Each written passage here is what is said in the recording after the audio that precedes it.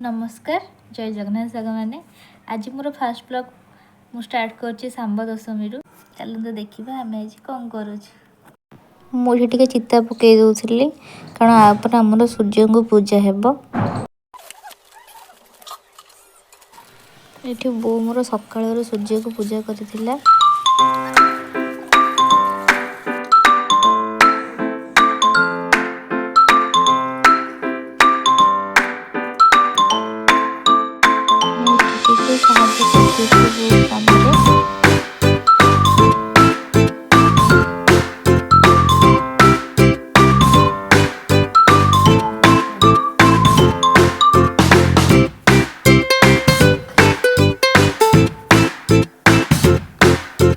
तरकारी को पिठा पणा सुबासे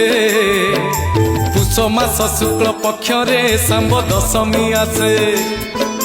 किए कहे सांब दशमी केही विशंबर दशमी माँ आज सूर्य देव को पूजी मनोहर से निरामय दीर्घ जीवन पिला पाई मनासे।